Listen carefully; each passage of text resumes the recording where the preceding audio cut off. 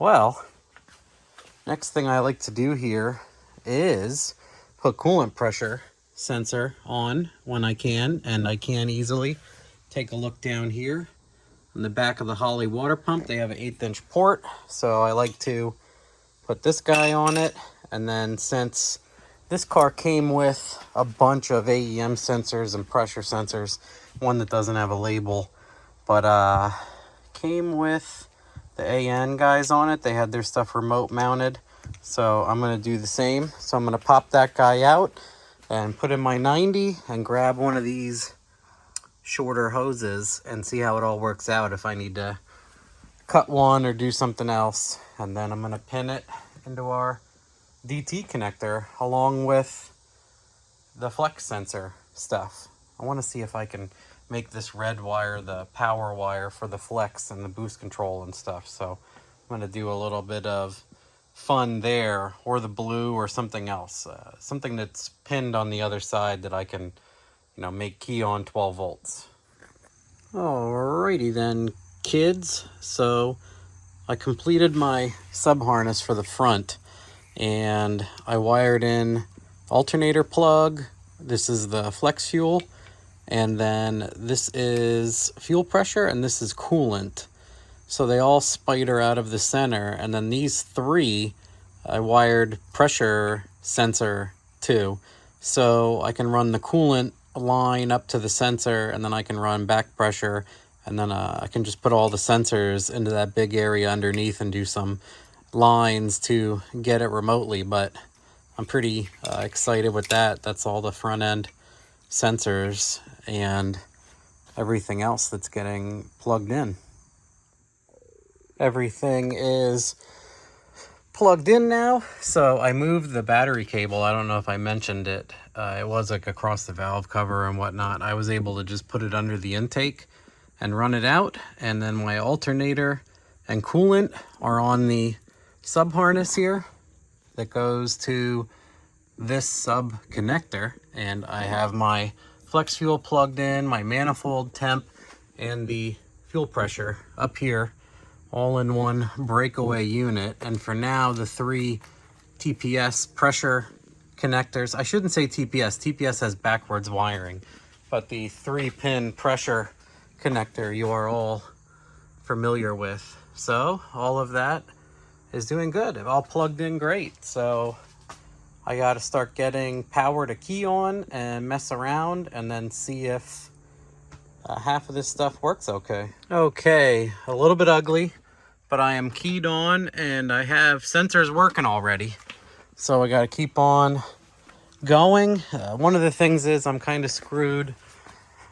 I got a bunch of stuff set up in here, obviously. The battery one is temporary. I got to dig somewhere crazy for the battery, so I just connected it to this giant fuse panel here because the battery lugs are right there, just to get it going, not long term. And then I got it to do all the key on as usual stuff. So got to find like the fuel pump trigger wires and some other things. I know it looks terrible, but we're flying along here. We're doing a great job. All right, ladies and gentlemen, there is not much else to do. I want to get it running and moving because we're very close. Hey, geez, I almost forgot you. Jeez, I've been absent the last couple of videos. What I think I'm going to do is cut so I can point with this. Cut his other fingers off. I don't think I have a pointer one. So, drain and feed is good.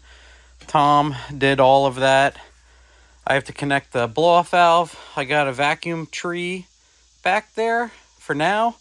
One of the other tricks I did was I combined the green and the red with key on. So now I can use this to pin for my 12 volt for this guy. And I'm going to use the green, I think, to come over here, somewhere along here.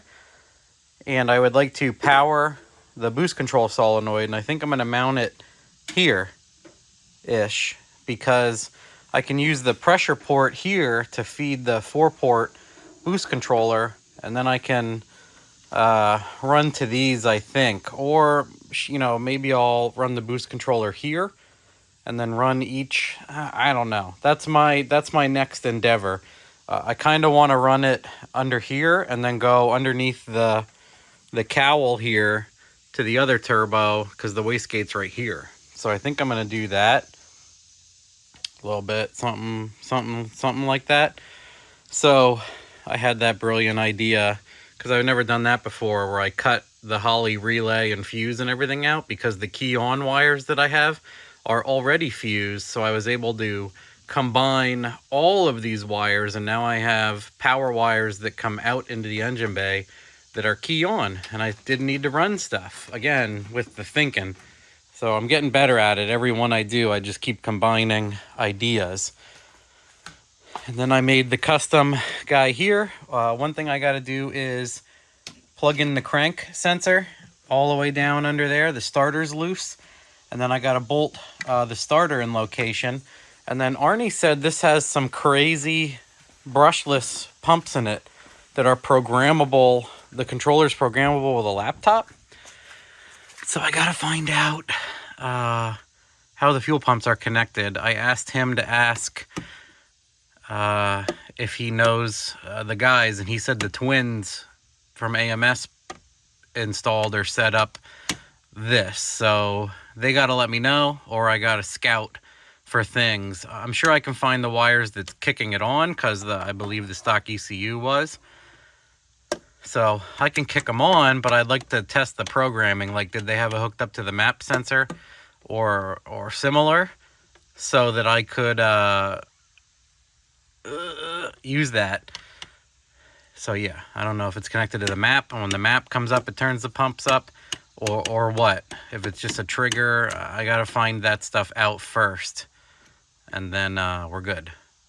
Once I get fuel pump, and I have my starter. And then I can find the fan wires, because the stock ECU is turning on the fans. So that's an easy one. Once it's running, we got to cool it off. So, yep, that's what we're working on today. Also, what I'm going to do is, since I have the pressure sensor plugs here, I'm going to take out Tom's bleed valve, because we can use the coolant pressure from here.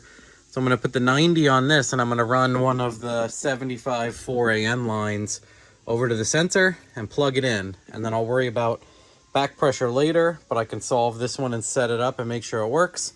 And then I need to do a dome sensor also. I got a bunch to do. So yeah, I got to figure out in my head again what's the cleanest way to route this, because yeah, I want to get a plug-in dome sensor.